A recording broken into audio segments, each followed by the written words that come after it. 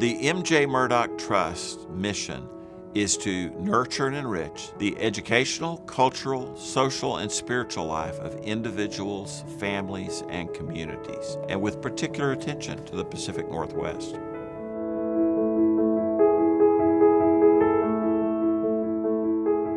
Five states that really form a unique part of the country: urban, suburban, rural, and kind of everything in between. All of those, in a sense, provide for an opportunity to fulfill the mission of the Trust at serving these various sectors that we also work in: arts and culture and education, health and human services, and science education and research. We're about building bridges, about building connections, about finding ways where we might work together to build free associations of people who would work together for the common good.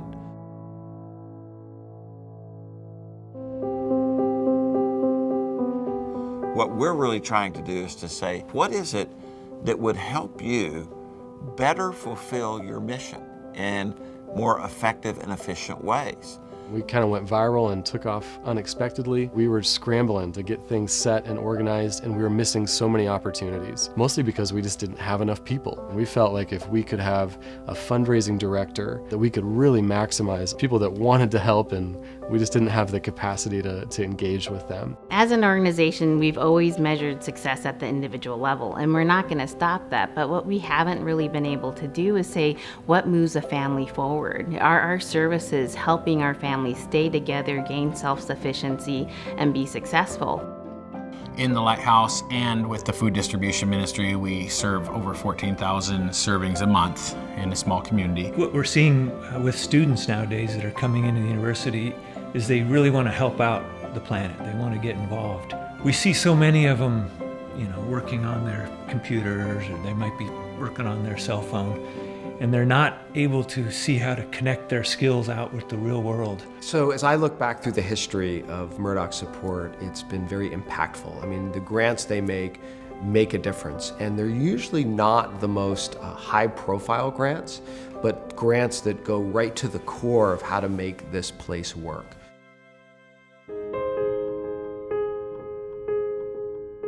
Sometimes our work is really focused on helping organizations as they seek to retool or to renew the organization. We are a community hospital.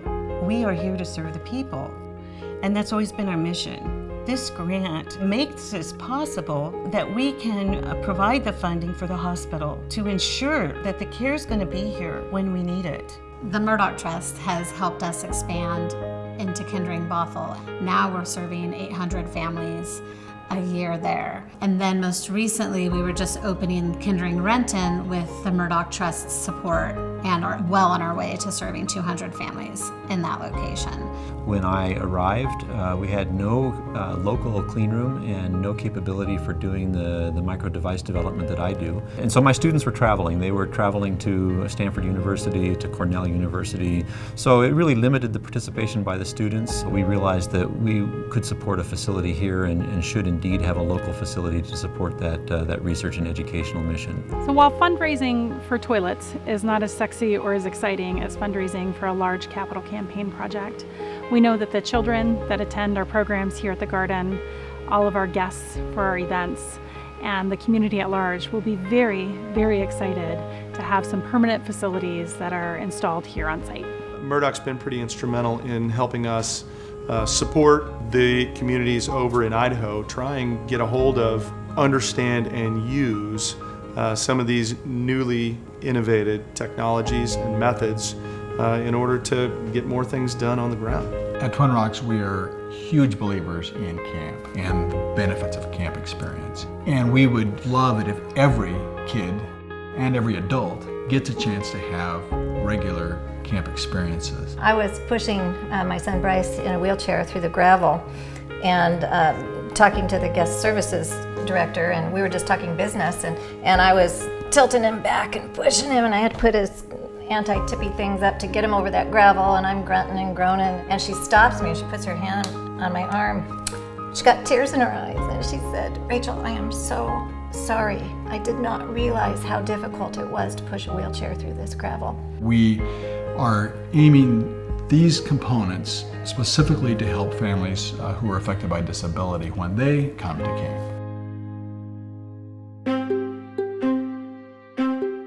We're always hoping that we can help groups at any part along that journey to really take passion into execution, to infuse creativity into planning. It's when we do that kind of thing that we're fulfilling our mission. One of the things I love about Murdock, they like to help take good things and help them get to the next level. We're thrilled for this funding to make this position possible because this gets us closer to maximizing all the support that we've been receiving. We believe that STEM are the critical subjects that are going to enable our young people to be lifelong learners, as well as prepared to launch in the job market and the economy that we have today, everything from agriculture to tech, and most importantly, be prepared for the economies and the challenges that we can't foresee but are coming tomorrow. The equipment that Murdock has helped us install here has allowed our workers to remain competitive in this industry, and it's allowed us to employ more people with significant disabilities in this area. This project would not be doable without outside support, with outside funding, without organizations, foundations like the Murdock Foundation to make this financially viable. It will help increase property values, it will help encourage more businesses to think about moving into this community. Murdock Trust has been an incredible partner. It has helped us incredibly in terms of acquisition of state-of-the-art instrumentation. This opportunity with the clean room, it really allows us to be at the forefront of the new knowledge. I think Murdock sees the breadth of the applications and sees the active use of their tools once they arrive here. They see the impact that this gift will have downstream for the research that's going on, and importantly for the education of the students who are getting hands-on exposure to these cutting-edge tools. We had no idea when we looked at this property in Soldotna, Alaska, just one building on 10.5 acres, 17 years later now, that we would have 27 acres. And now we're building our 15th building on campus thanks to the Murdock Trust and others.